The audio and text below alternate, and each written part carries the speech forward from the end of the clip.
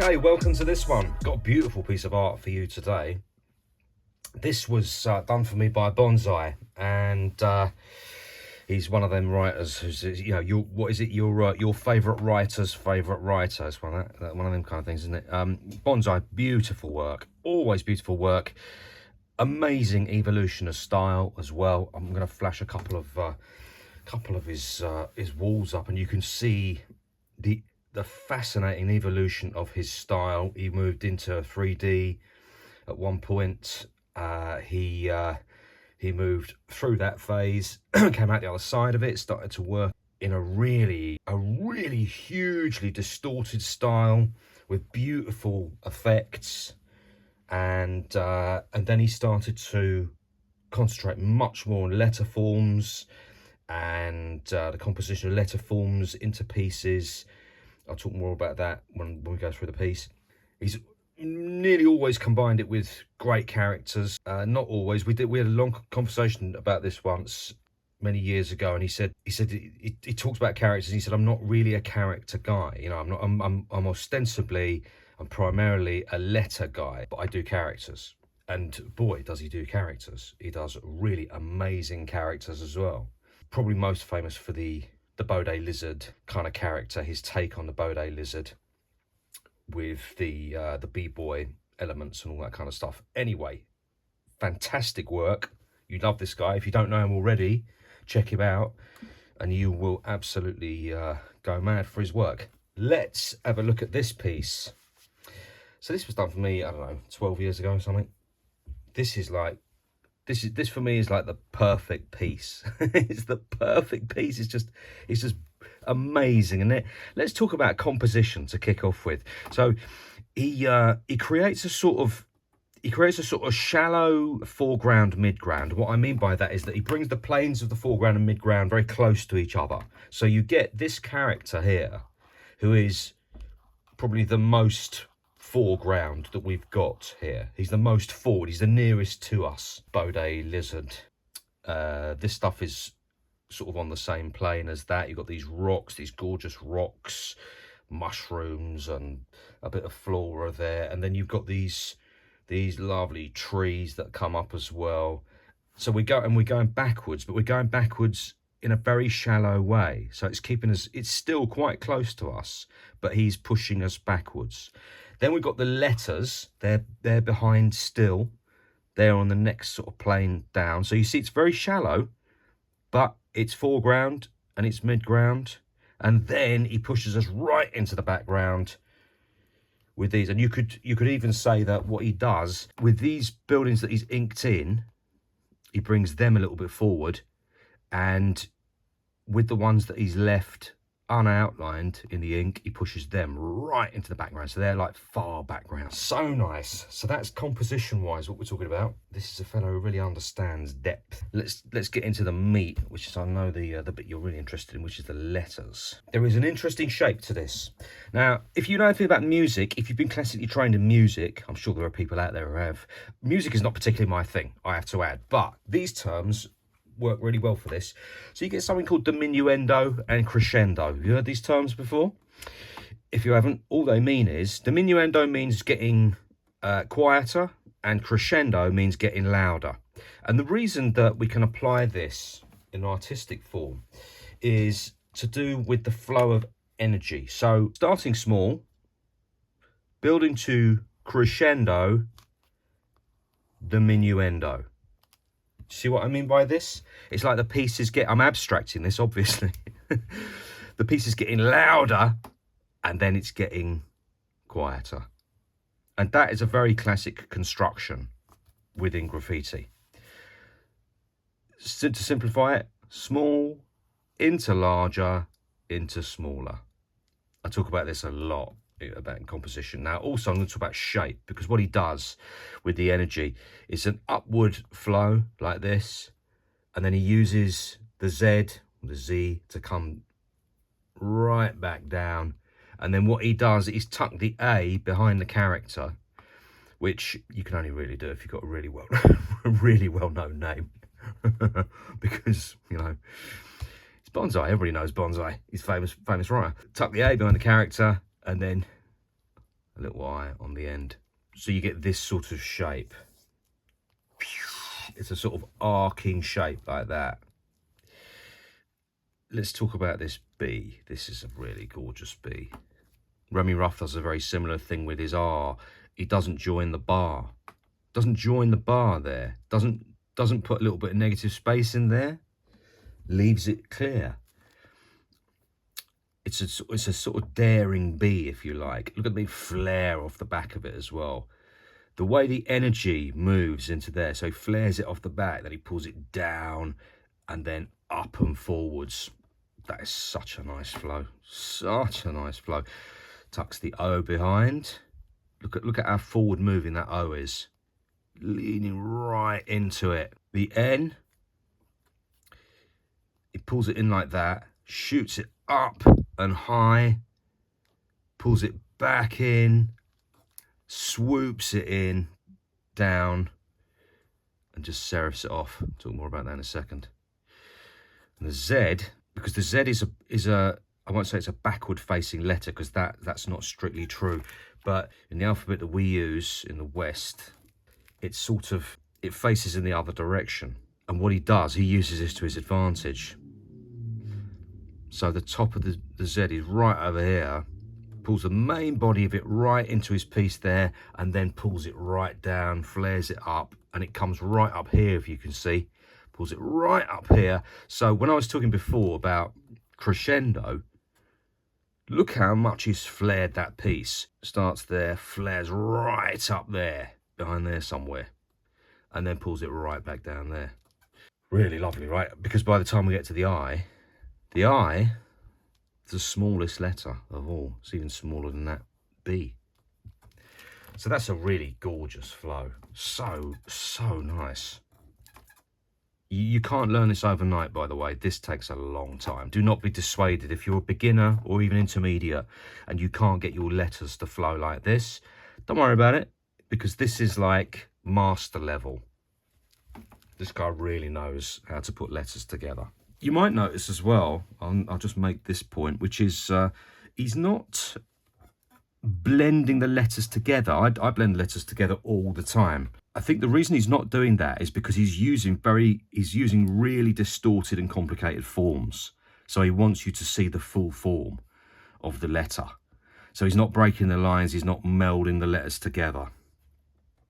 You're getting the full form, so you can really sort of take your time. Your eye and brain can define where the forms are. You can see it all very clearly. It's nicely laid out for you. Let's talk about serifs, one of my favourite subjects. If you've watched this channel for a long time, you know that serifs are one of my favourite things to talk about. Serifs, just to reiterate, if you don't know what a serif is, a serif is an addition on a letter, like a sort of a slight flair, an addendum, if you like. Just a little bit of added on something. In fonts, you get serif fonts, or you get sans serif fonts, literally meaning without serif. So this, for instance, this is a serif, and it's an interesting little serif. It's interesting because what he does, he dips it in there before he serifs it off. A lot of people, myself included, would just go straight through and put serif on the end there. But he just dips it in, because this is what people who work with fonts and want to do something different, this is what they do. They're looking for a different kind of serif. How can you do a different serif? So there's a few different kinds of serifs. So on this piece alone, so there's one, for instance.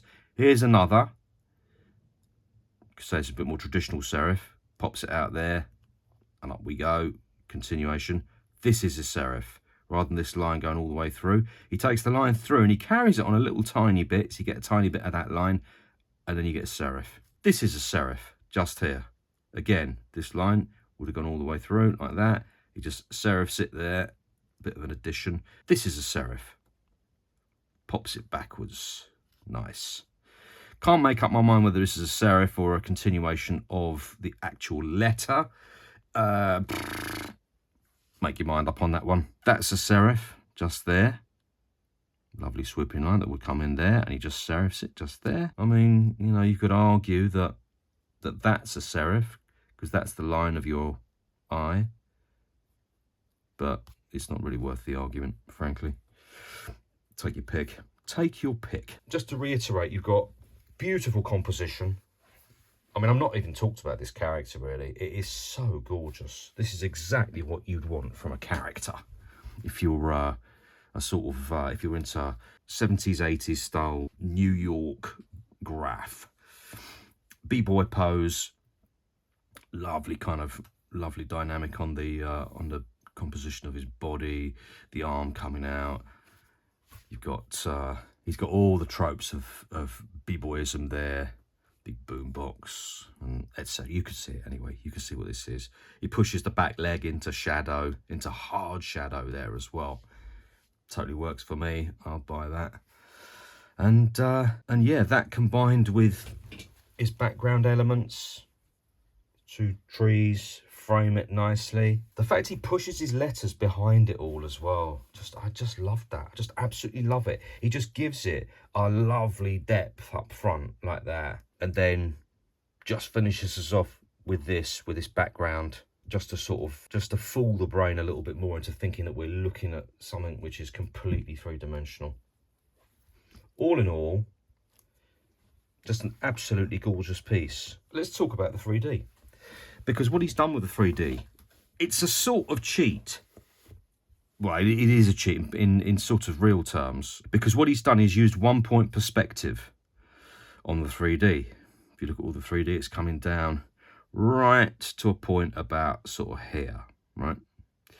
So it's all sort of springing out from that point. Now, that is not a true vanishing point. And the reason that we know that is because that's the background. That vanishing point, in real terms, would make that the horizon line. And that's not the horizon line. We know it isn't because those buildings sit up there. So in reality, the horizon line is like, you know, probably up here somewhere. So it's a sort of cheated 3D, which doesn't matter, by the way. You can do whatever you like here. You can cheat 3D. He does a big fat one as well. Rather than trim it off and make the 3D the same width as his letters, he does the infinite. We call it the infinite 3D, which is, it just keeps on going. All the letters, you don't get a cut off at all. It just keeps on going the whole time. Yeah, in summary, I'd give that a perfect score. This to me is like a perfect black book piece. There's nothing you could do to this to make it any better. He's even used, I'm not talking about tonality, he's even used obviously black inks and stuff for the outline. And then he's used a warm grey. And he's used, as far as I can tell, he's used just a couple of tones of warm grey, just to throw a bit of extra shadow in, extra tonality, just to give it a bit more depth again. With tonality on that hat there. Just push it into the background a little tiny bit, add a few details, very subtle. Less is more, remember? Less is more. This is all you need.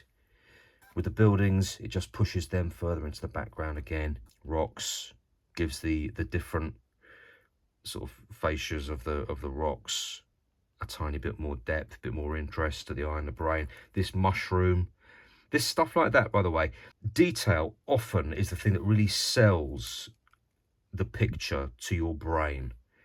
The brain is collating information and data all the time and looking at stuff. Tiny details like that will just convince the brain that that is a solid object in space and that that object is behind it. Tiny details like that. I'd also probably add that, like all artists, he cheats shadows because sometimes he does it and sometimes he doesn't. Don't feel you have to be massively consistent. You're sort of, as long as you can fool your viewer, then the rules are up to you. Because if he's lighting it, think about where he's lighting this from. If the shadow falls there, there's your object. He's lighting it from the left. You know that for a fact. You can see the congruency in that. If I see the shadow on his hat there, if I see the shadow that his brim is throwing underneath there, this is in shadow there. This is all very sort of lit from here. When I look at his boombox, suddenly there's a shadow on this plane there. That doesn't necessarily make any sense. It doesn't matter. Don't get hung up about it. It's not important. You can see it's not important because I'm guessing that you probably love this as much as I do. There's probably somebody out there who doesn't like it, but you know, there will always be that. But this is generally a really lovely piece of art. If you're into graph, you know, you're going to love this. Graph, comic work, cartoon work, you know, this is the stuff that we live for, right? So so yeah, I think that's all I've got to say on this one. I'll probably just add that he uses a lot of hatching. He uses hatching, really interesting hatching here, because obviously these are stylized trees. He's stylized these, and he stylized them in a really interesting way. Interesting little bits of hatching stuff. You know, you look at the detail and you go, that's fascinating, because a tree doesn't necessarily look like that. And I totally buy it as a tree. One of the reasons I buy it as a tree is because he's done a much more, I won't call it realistic, but he's done the style on the trunk is much more what you'd expect from a tree. And so, having sown that little seed for us, do you like the metaphor there? He gives us the rest, and we buy it. We buy it as a tree, and we love it. I love the style of it anyway. I really love that somebody will stylize like that. I do that sort of stuff myself sometimes, stylize or impression, to make impressionistic. You know, it's more about the impression, the impact it has on you sometimes. When you get into the detail, you go, oh, when I get into the detail, I lose the overall effect. But the overall effect is the thing that you really need. That's what you're after. He uses some very, very fine lines. Look at the fine lines on that hatching just there. And in this 3D, this is really, really fine. That looks like a 0.05 or something he's using there. Really, really fine. And here you're into something a bit bigger, maybe a 0.1 or a 0.2, something like that. But yeah, this is a guy who knows his graphic work very, very well. So that's all I've got to say about this piece, really. Drop in the comments whether you like it or not. If you're a fan of Bonsai, I will obviously put his Instagram in the description and give you a nod on that one. And yeah, go and see his stuff, because Bonsai is one of them writers whose stuff evolves all the time. And this guy can do pretty much anything. He can do anything when it comes to art. Very, very skilled artist. Ink, pen, paint, you name it, he can pretty much do it. So yeah, go and check out his Instagram, and see you on the next one.